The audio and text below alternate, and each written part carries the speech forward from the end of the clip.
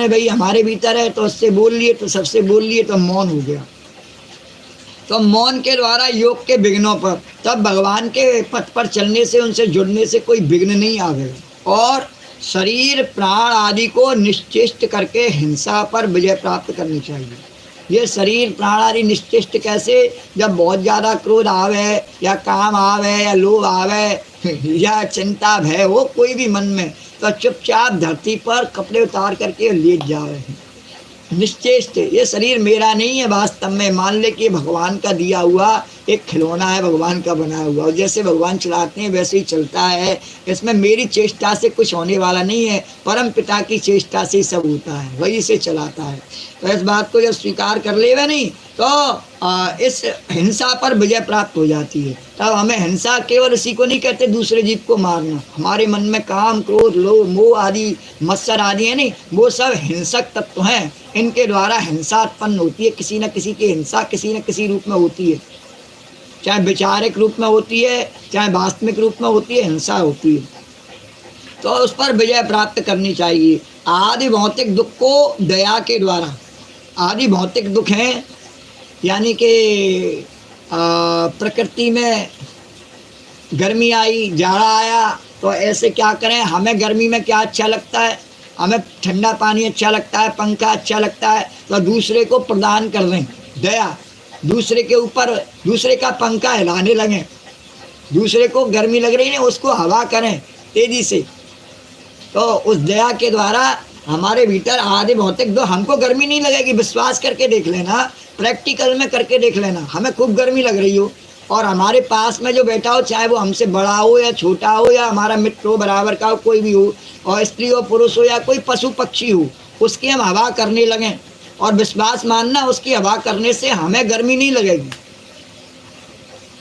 आदि भौतिक दुखों को दया के द्वारा, जब हम दूसरे जीवों पर दया करते हैं नहीं, तो हमारा दुख अपने आप दूर हो जाता है। एक भजन आता है, दूसरों का दुखड़ा दूर करने वाले तेरे दुख दूर करेगा राम, है नहीं? तो हम जैसे ही दूसरों की सेवा का कार्य करते हैं नहीं, प्रारंभ तुरंत ही हमें वो कार्य करने की अपने शरीर में आवश्यकता ही नहीं होती है। फिर दूसरे को भूख लगने पर बढ़िया भोजन परोस के देना, आप विश्वास मानिए कि हमारी संतुष्टि अपने आप उसी से हो जाती है, फिर कोई खाने की विशेष आवश्यकता नहीं रहती। तो आदि भौतिक दुख को दया के द्वारा, और आदि दैविक वेदना को समाधि के द्वारा, और आदि दैविक है प्रारब्ध के अनुसार मिला हुआ कष्ट है, उसको किसके आधार पर हम कम करेंगे? उसको हम भगवान के ध्यान से। हम तो अपने द्वारकाधीश की गोपी हैं, हम नहीं जानते हमें क्या दुख है क्या सुख है। बस समाधि के द्वारा हमेशा ध्यान भगवान में लगा रहे, जैसे गोपी का ध्यान लगा रहता है नहीं, तो जीवन चलता है वैसा चलता रहे, जो मेरे प्रारब्ध में है उससे कोई लेना देना नहीं है, मैं तो अपने द्वारकाधीश की गोपी हूँ। तो समाधि के द्वारा और आध्यात्मिक दुख को योग बल से, और आध्यात्मिक और समाधि के द्वारा, और आध्यात्मिक दुख को योग बल से। और जो आध्यात्मिक दुख कैसा है कि मेरा अपना दुख है, अरे मैं ये जीवन में ये नहीं कर पाया, वो नहीं कर पाया, ऐसा जो मेरे अंदर दुख है, और उसको किससे? योग बल से। योग बल से कैसे? चाहे कुछ कर पाया चाहे कुछ नहीं कर पाया, मैं भगवान का भजन तो कर ही सकता हूँ, बैठ के उनका नाम तो ले सकता हूँ, भगवान से तो जुड़ ही सकता हूँ, और किसी से जुड़ पाया नहीं जुड़ पाया, भगवान से जुड़ा हुआ हूँ और उनसे जुड़ा रह सकता हूँ इस योग बल के द्वारा। एवं निद्रा को सात्विक भोजन, स्थान, संग आदि के सेवन से जीत लेना चाहिए। निद्रा को जीतने के लिए क्या करना चाहिए? सात्विक भोजन। तामसी भोजन करने से ज़्यादा निद्रा आवेगी, और स्थान भी ऐसा होना चाहिए जहाँ अधिक निद्रा नहीं आवे।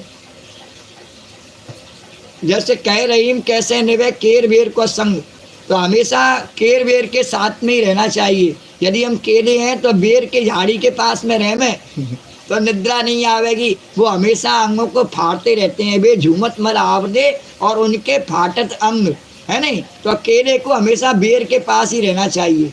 चंदन को हमेशा सांपों के पास रहना चाहिए, चंदन विष व्यापत नहीं, लिपटे रहते भुजंग, है नहीं? तो स्थान के द्वारा और संग आदि के सेवन से जीत लेना चाहिए, और हमेशा सत्पुरुषों का संग करना चाहिए, या उनकी बातों का स्मरण करके उनका संग कर लेवे, उनके आचरणों का।